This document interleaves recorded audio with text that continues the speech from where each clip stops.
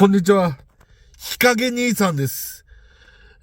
最近ね、ほんとね、昼間暑くなってきましてね、ほんと日陰っていうのがね、大事なんだなと思いますね。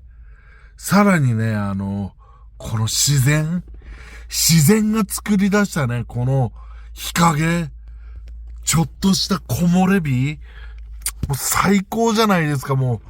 これだけでね、なんか生きてるなっていう感じがしますね。やっぱり人間は土とは離れて生きていけないのよみたいなね、気持ちになりますよね。元気よく、ホームレス指摘補助、アディオス。何をしよう